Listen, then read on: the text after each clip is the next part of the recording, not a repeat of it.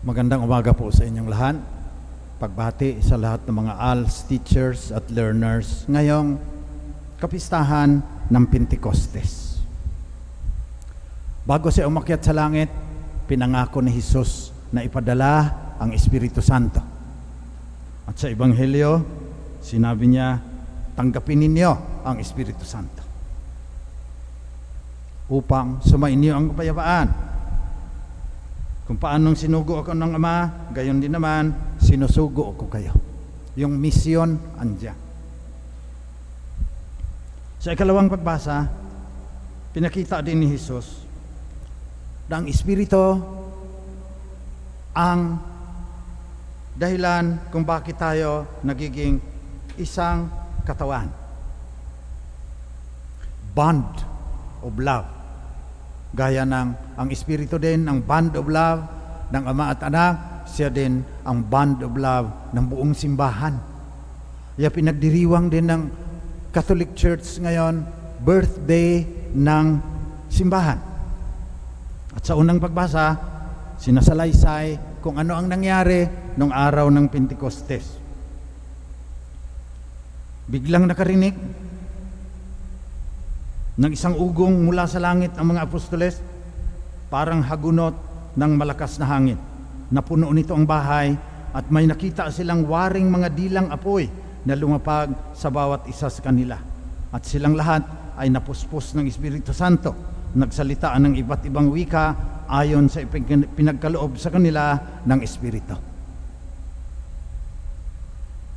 Birthday ng simbahan, yung unang araw ng Pentecostes, sapagkat binigay sa simbahan ang Espiritu Santo, ang Pentecostes, nangyayari pa rin hanggang ngayon.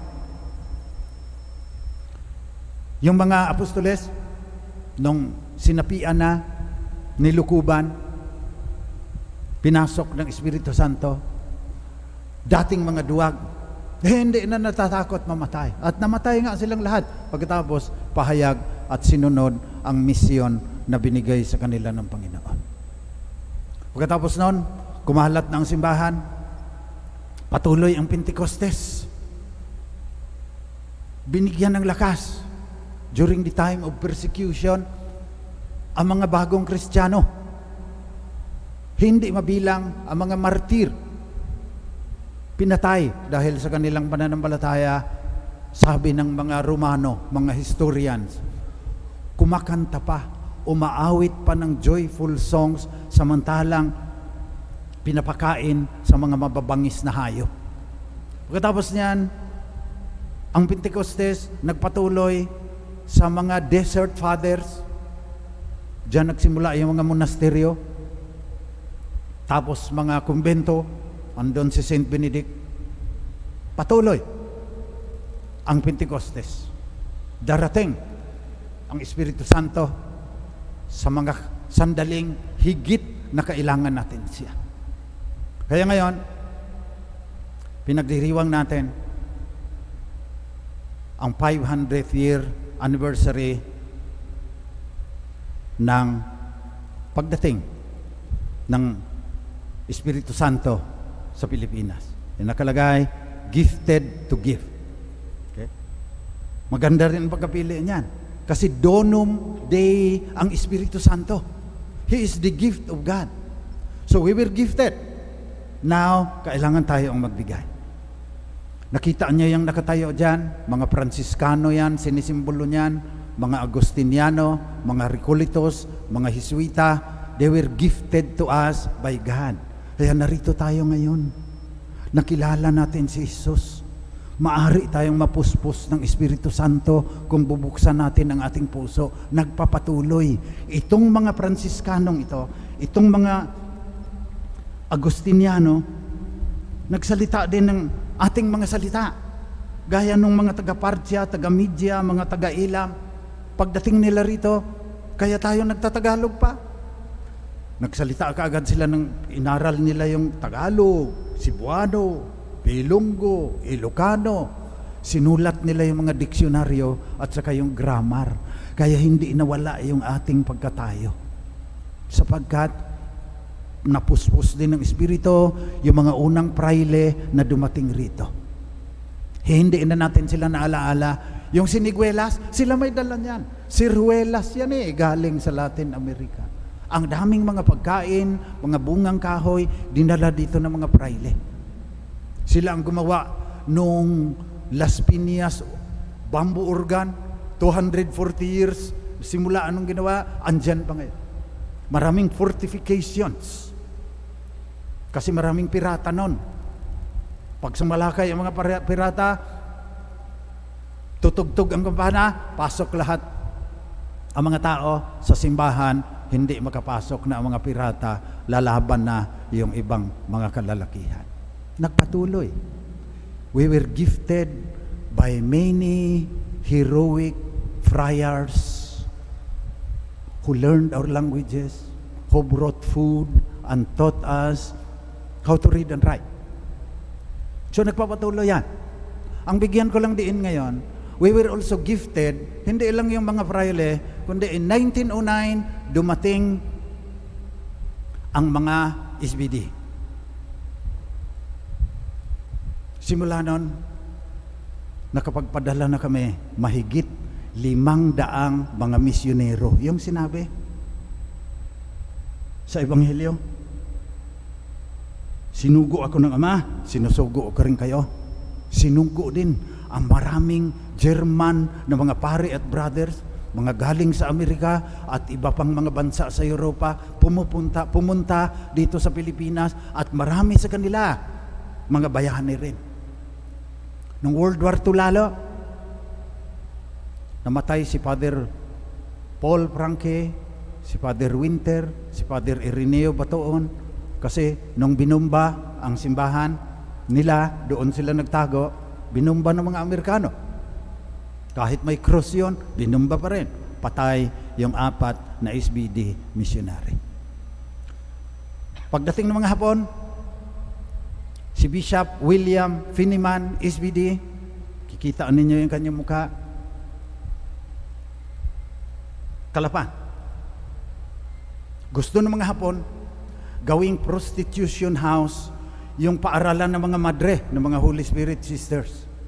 Nilabanan ni Bishop William Finiman, SBD. Ginapos siya, sinakay sa lansa, sa gitna ng Mindoro at sa Batangas, binayoneta, tinalian ng malaking bato, hinulog sa dagat. Pagdasal ninyo na magiging santo din si Bishop William Finiman, SVD. Mahal niyan ng mga Pilipino, ang galing magtagalog niyan. Ang sumunod din, yung Butenbrook building, siya nagpatayo nito. Pinangutang niya itong Christ the King, yung lupa nito, kamuntik ng makulong dahil hindi nakapagbayad, pumirma yung obispo ng CICM, binayaran itong Christ the King.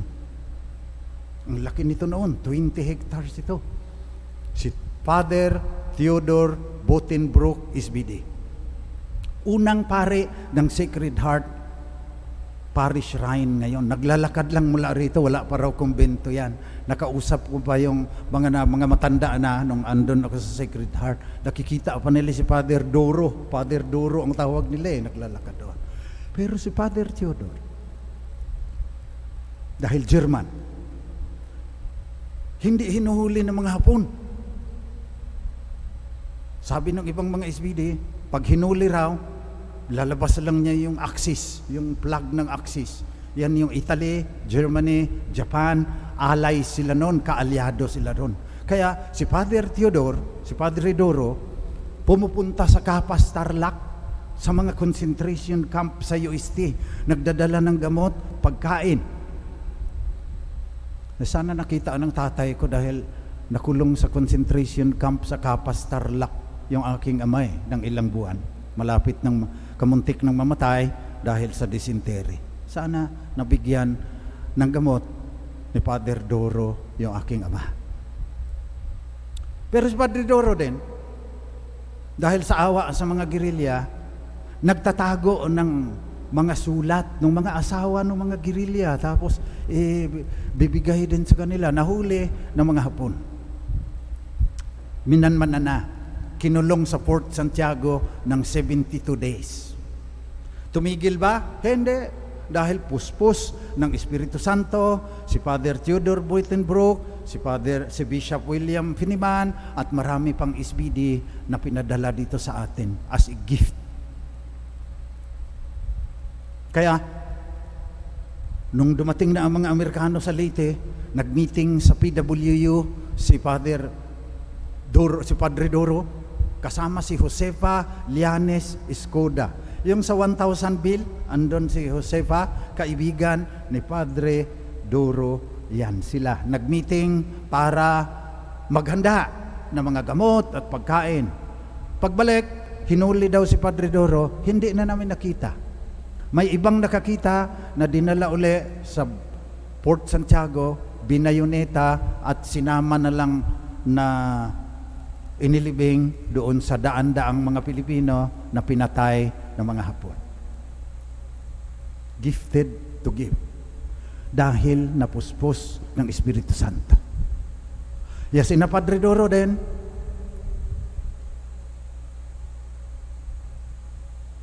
nag-imbita ka agad ng mga SBD. Kayo mga Pilipino, pumunta rito. Ang dami ring napuspos ng Espiritu Santo. At ang kahuli-hulihang aming pinagluksa, namatay sa COVID, ay si Father Victor Leones, SBD, nauna lang ng 1 taon sa akin sa seminaryo, taga Tayum Abra. 49 years naglingkod sa Ghana, Africa, namatay sa COVID doon. Hindi niya magagawa yung 49 years. Ang hirap na hirap ng buhay ng misyonaryo. Lalo na pag doon ka sa Africa pinapadala at saka sa Latin America. Bakit? Gifted to give. So dumating yung ang daming mga pare na SBD at brothers. Ngayon, mga Pilipino naman ang pumupunta. Pagdasal ninyo na marami pang mga kabataan ang sasapian ng banal na Espiritu para makagive din tayo sa ibang mga ano naman. Panalangin natin na hindi espiritu ng TikTok at saka Mobile Legends ang papasok sa mga kabataan, kundi ang espiritu ng kabanalan para masunod natin yung sinabi ni Jesus. Tanggapin ninyo ang Espiritu Santo. Kung paanong sinugo ako ng Ama, gayon din naman sinusugo ko kayo. Tuloy ang Pentecostes. Yung katigasan lang ng ating puso ang naging hadlang. Naalaala ko, alam niya naman, engineering ako, science ako, dumating yung charismatic nung seminarista pa kami. Parang uwi. Pero nakakahiya naman, sumali na lang ako doon sa Life in the Spirit seminar. Pagkatapos, Baptism of the Spirit na. Umupo ako doon sa isang silya na uway. Tinignan ko, ang magbabaptize sa akin. Lakas magsigarilyo, tumatakas sa seminaryo, hindi nagmo-morning prayers. Paano ito? Papasok ang Espiritu. Pero noong nag-lay over na ng hands, parang may malakas na lindol. Ako lang ata ang nakaramdam. Nayanig yung uway na ang lakas-lakas, muntik ng masira, hinahawakan ko. Kahit sa katigasan ng puso natin, pumapasok ang Espiritu sa dasal ng iba. Siguro yung nanay ko yun. Siguro nagdasal yun na, Panginoon, yung anak ko makulit yun eh. Pasaway yun eh. Pasukan na sana ng Espiritu Santo yan. Ang ginawa pang instrumento, yung isang nilalait ko lang dahil hindi naman magaling na seminarista sa aking palagay. Pero parang lindol dumating ang Espiritu Santo sa aking buhay. Panalangin natin na sa katigasan ng ating puso, magpapatuloy ang Pentecostes. Lalo na ngayon, na dapat mabago na ang mundo. Send forth your Spirit, and they shall be created, and you shall renew the face of the earth. After the devastation that COVID-19 has wrought on the human race. Milyon na ang namatay. Nag-second dose na ako kahapon. Sabi, mag-ingat ka pa rin, Father. Bakit ka pa magbakuna, tatamaan ka pa rin. Pero di bali na, ayusin natin. Dadating pa yung economic collapse. May grabe pa na devastation galing sa climate change. Higit na kailangan natin ngayon ang Espiritu Santo. Sa kabila ng katigasan ng ating puso, manalangin tayo na sana aalihan tayo, sasapian tayo ng banal na Espiritu ng Diyos upang mabago natin itong mundo na malaon ng tigmak ng dugo at luha dahil sa kasakiman, kalupitan ng mga tao ring ating mga kapatid. Kaya ang dasal natin ngayon sa misang ito, Come, Holy Spirit, let the fire fall.